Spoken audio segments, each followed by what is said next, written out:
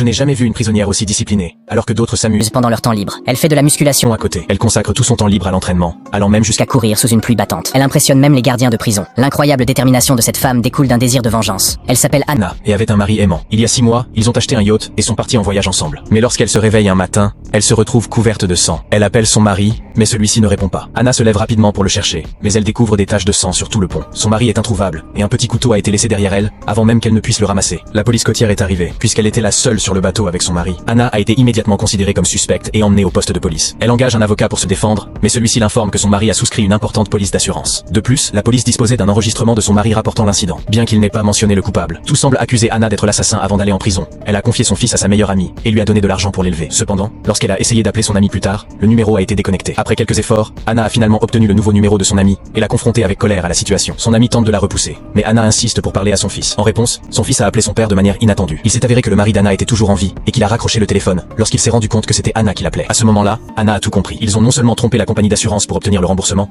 mais ils ont également enlevé son fils unique, la désignant comme bouc émissaire. Depuis, Anna est tourmentée tous les jours. Selma, une ancienne avocate, lui explique que la loi ne peut pas condamner quelqu'un 2 fois pour le même crime, ce qui signifie que même si elle tuait son mari, elle ne serait pas condamnée à une autre peine. Cette révélation amène Anna à réaliser qu'elle doit se préparer physiquement à se venger un jour de son mari. Elle participe activement au programme de réadaptation et accepte volontiers toutes les tâches ardues. 8 ans passent en un clin d'œil. En raison de son excellent comportement, Anna bénéficie d'une libération conditionnelle. Sa priorité était maintenant de découvrir où il se cache. Elle se rend à l'école où travaille son ami pour se renseigner, mais le directeur refuse de fournir des informations. Cette nuit-là, Anna retourne en cachette à l'école et entre secrètement dans les archives pour rechercher les dossiers de son ami. Au moment où elle obtient ces informations, elle est découverte par des policiers en patrouille. Anna s'échappe précipitamment par une fenêtre, ce qui donne lieu à une course-poursuite haletante. Finalement, la police l'attrape à nouveau et, comme elle a commis un autre délit pendant sa liberté conditionnelle, le chef de la police s'apprête à la renvoyer en prison. Anna insiste sur son innocence, mais le chef de la police ne la croit pas, car tous les prisonniers prétendent la même chose. En chemin, il menotte Anna à l'intérieur de la voiture et prévoit d'acheter une tasse de café. Cependant, il oublie de prendre les clés de la voiture, ce qui permet à Anna de s'échapper. La femme est menottée à l'intérieur de la voiture, mais elle remarque un tuyau d'arrosage à proximité et a une idée. Elle démarre la voiture, passe la marche arrière et appuie sur l'accélérateur,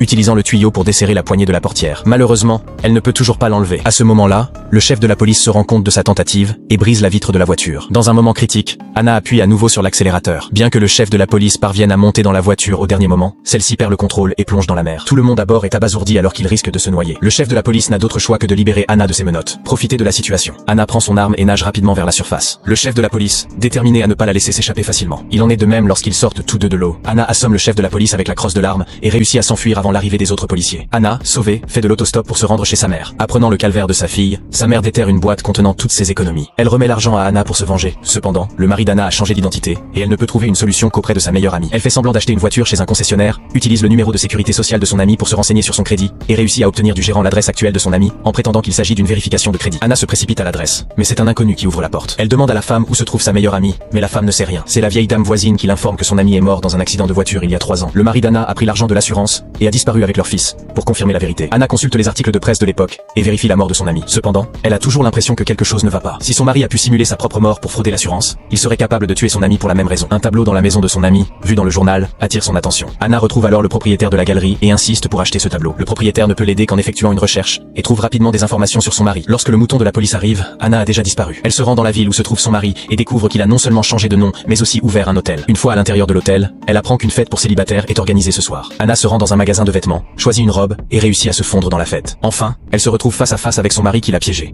J'ai rarement vu un homme aussi veule. Il a l'audace de se mettre aux enchères, et les femmes riches se le disputent férocement. Mais soudain, Anna lance une enchère élevée qui choque tout le monde, tandis que l'homme ne peut s'empêcher de sourire. Mais lorsqu'il aperçoit Anna, il se fige sur place car cette femme est son épouse. Il y a 8 ans, elle a été piégée par son mari et envoyée en prison. Aujourd'hui, elle est revenue pour se venger, craignant qu'elle ne dévoile la vérité. Son mari prend rapidement Anna à part et lui explique qu'il a été manipulé par son ami pour simuler sa mort et réclamer l'argent de l'assurance. Il n'a jamais pensé qu'Anna finirait en prison et que la mort de son ami était un accident. Comment Anna peut-elle croire à ses mensonges? Tout ce qu'elle veut maintenant, c'est retrouver son fils, et elle exige qu'il lui soit rendu demain au cimetière voisin. Elle choisit le cimetière parce qu'il est bondé et qu'elle ne veut pas craindre que son mari fasse des bêtises. Enfin, Anna aperçoit son fils, mais alors qu'elle s'approche de lui, celui-ci s'éloigne brusquement. Anna le cherche frénétiquement et finit par le localiser, mais dans l'instant qui suit, son mari l'assomme. Il s'avère que le garçon était un acteur payé par son mari. Lorsqu'Anna reprend conscience, elle se retrouve enfermée dans un cercueil. Elle essaie de pousser le couvercle, mais il est verrouillé de l'extérieur. Heureusement, elle a pris le chef de la police plus tôt et tire à travers les charnières, réussissant ainsi à s'échapper. Son intention initiale était seulement de récupérer son fils, mais elle est maintenant déterminée à faire payer son mari. Mais le chef de la police apparaît soudain et la saisit. Il s'avère qu'il a découvert la fausse mort de son mari. Prouvant l'innocence d'Anna, il est venu l'aider à se disculper. Profiter de l'occasion. Le chef de la police confronte son mari et dévoile le stratagème de sa fausse mort. Le mari accepte rapidement de verser une somme de 2 millions pour étouffer l'affaire. Le chef de la police laisse entendre qu'Anna n'abandonnera pas si facilement, et le mari révèle qu'il a déjà eu affaire à Anna. À son insu, le chef de la police a enregistré leur conversation. Au moment où il finit de parler, Anna apparaît, pistolet au poing, la preuve est indéniable et le mari reste sans voix. La réussite de leur plan les amène à baisser momentanément leur garde. Soudain, le mari tire sur le chef de la police. Ensuite, il tente de s'en prendre à Anna. À ce moment critique, le chef de la police se précipite et le plaque au sol. Ils se battent, mais le chef de la police, blessé, ne fait pas le poids et est rapidement maîtrisé. Le mari, pensant que la victoire lui revient, est soudainement abattu par le pistolet d'Anna et sa mauvaise vie prend fin. Grâce à la preuve de sa légitime défense et au témoignage du chef de la police, Anna retrouve enfin sa liberté et hérite de l'hôtel de son mari. Finalement, accompagnée du chef de la police, Anna se rend à l'école et voit enfin le fils qu'elle attendait depuis longtemps.